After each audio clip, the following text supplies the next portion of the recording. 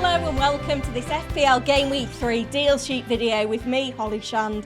In today's video, I'm going to pick out a player in each position that you should buy, monitor or sell ahead of Game Week 3. Help me get this one to 500 likes. Let's get into it.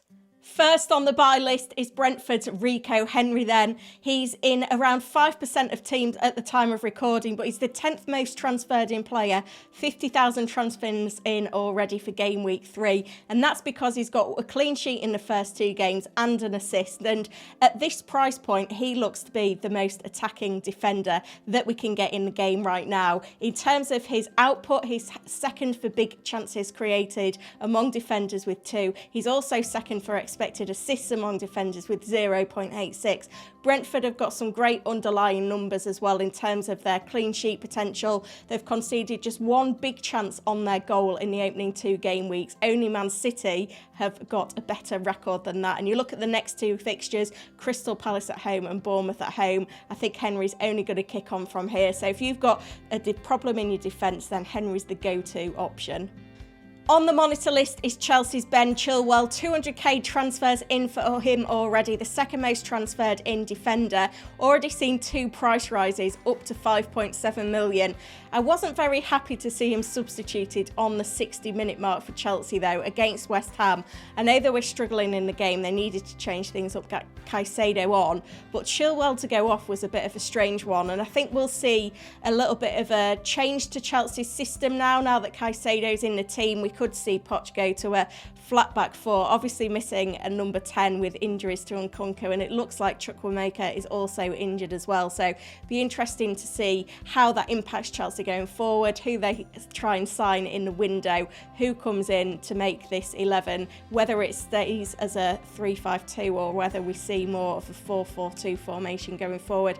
We'll just have to see. So that's why he's on the monitor list. I think if you've got him, it's absolutely fine because his underlying numbers are phenomenal. He's 7th for key passes with 3, also 2nd for expected goal involvement among defenders with 1. But the fact Chelsea have kept no clean sheets yet is a little bit of a concern, and we don't know what's happening with the system. So I don't know if I would buy Chilwell this week if I didn't have him already, but Luton at home, Forest at home, Bournemouth away, the next 3. He could be worth a gamble anyway with those fixtures. On the sell list then is the most expensive defender in the game, Liverpool's Trent Alexander-Arnold. He's still 8 million, he hasn't dropped in price yet, but we've seen over 100k transfers out already ahead of Game Week 3. The 3rd most sold defender, not helped by the yellow flag. He was substituted early in the game against Bournemouth, seen icing his ankle, so we need to wait for more news, but even if he's not injured, he's not really justifying his price tag right now. No clean sheets so far for Liverpool, and certainly not looked that solid defensively. They're 3rd for big chances on goal conceded with 8, which is a huge concern, and you know, they're really missing that defensive midfield role. McAllister, is he going to continue to be banned for Game Week 3 or not? I wouldn't be surprised if Liverpool appealed that, but you know, the reason we were buying Trent was because of his advanced positioning at the end of last season in that inverted wing-back role where he was getting attacking returns for fun. We've since seen him in more of a deeper lying role for Liverpool. We've also seen his set-piece involvement diminished a little bit by the arrival of Szoboszlai, and I don't think he's the FPL asset there we really want. He's 5th among defenders for shots with 3, 7th among defenders for key passes also with 3. So there is a little bit of encouragement there, but with the injury, the positioning, his price, I think it's easy to sell him now and move the funds elsewhere. Moving into the midfield then, and on the buy list is another Brentford player, Bryan Mbeumo. He's the most transferred in player, 300k transfers in, and that's absolutely justified when you look at his form, his underlying numbers and the fixtures. He's 2nd for shots on target with 5, 1st for big chances with 4. Obviously, he's 1st for XG as well for 2.6. That's obviously skewed a little bit by his involvement with having 2 spot kicks with his successfully converted, but he's top for goals this season with 3. He's played 180 minutes across the 2 fixtures, which is really encouraging as well, and he's going to be a fantastic fantasy asset this season. We picked him out as someone that could benefit from the absence of Ivan Toney, but there were still big question marks of could Brentford survive without their talisman. We knew from the underlying numbers that Mbeumo does well when Toney's out the team, but that has come to fruition and then some. He's taken up some great positions on the pitch. Being on penalties as well has been a huge advantage advantage, and you look at the upcoming fixtures, I think he's absolutely going to thrive in them. On the monitor list is Manchester United's Bruno Fernandes. He's still 25% owned, but he's seen 100k transfers out already, the third most transferred out midfielder, ahead of Nottingham Forest at home. Now, my word of advice is to just hold Fernandes for the Forest game. We bought our Manchester United midfielders with the first 3 fixtures in mind. We've got to give them this third fixture. I think if you've got Rashford and Fernandes, the conversation becomes a little bit more challenging, and I'd probably lose Rashford over Fernandes if you really wanted to sell one.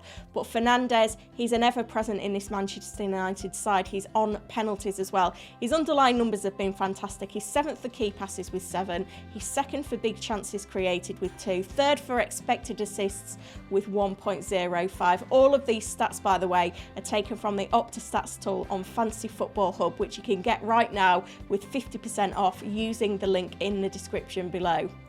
On the sell list is Spurs' Richarlison. He's already seen 20k transfers out. Quite a few managers fancied the punt on him to lead the line for Spurs at the start of the season, playing the number 9 role, but quite simply, he's not cut out for it. Spurs are going to try and sign an out-and-out number 9 in the window because Richarlison just isn't doing the business right now. 1 shot on target and 2 key passes, really poor numbers. He was substituted early against Manchester United, and I think that's just a sign of things to come. Expected goals metric, 0.19 over 2 games. It's just not good enough. There's far too many excellent options elsewhere.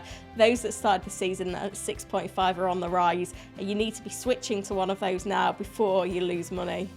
Moving into the forward line then and completing a clean sweep on Brentford assets on the buy list is Wissa. 200k transfers in already for game week 3. The most transferred in forward and the 3rd most transferred in overall. He's still in less than 10% of teams, but I don't imagine that will last too much longer. His underlying numbers are fantastic. Top for shots with 10.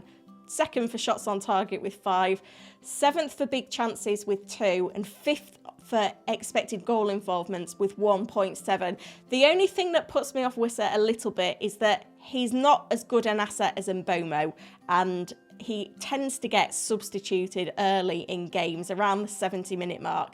That's the only thing that I can say negative against him. And you'll have seen, if you've been following my pre-season content, that I very nearly started the season with Mbomo and Wissa, and I decided that it was too much, but both of them absolutely thriving in the Tonyless era for the Bees, and I think they're only just going to kick on with the fixtures that they've got. So if you're shopping for a new forward this week, Wissa would be the one that I'd go to. On the monitor list is Brighton's João Pedro. He's the 7th most sold player ahead of game week 3. The 2nd most sold forward, 120k transfers out after he was benched for game week 2 for Brighton in that 4-1 win away at Wolves. He did come on around the 60-minute mark and he picked up a yellow card for a 0-pointer, which was particularly painful, but I do think he's got the potential to come good soon. We saw Enciso subbed early with an injury. De Zerbi said before the game he was going to be trying something different. I do think that João Pedro could very likely come back in for West Ham at home in game week 3, which is another really great fixture. So I think you give him one more game before the fixtures turn a little bit tougher for Brighton, because I think he still has that potential at 5.5 million on penalties to be a steal this season. 121 minutes across the opening 2 fixtures is kind of what we expected anyway.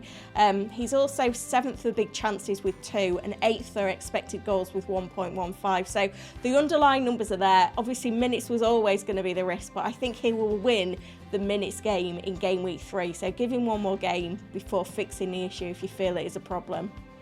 On the sell list then is Liverpool's Darwin Núñez, the 2nd Liverpool player in the sell column. He's the 5th most sold player ahead of game week 3, the 1st most sold forward with 150k transfers out. And the reason for that is that he's played just 28 minutes so far this season across 2 fixtures. That's absolutely not good enough. Newcastle up next just compounds the reasons to sell.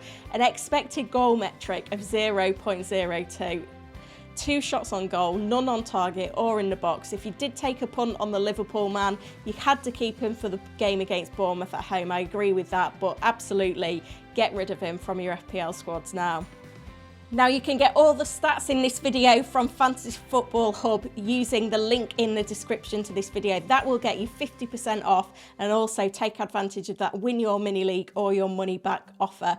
If you found this one useful, hit the like button. Let's get it to 500 likes. And remember, I respond to all of your comments. So any dilemmas that you've got ahead of Game Week 3, do drop them below and I'll do my best to answer them. Thank you for watching.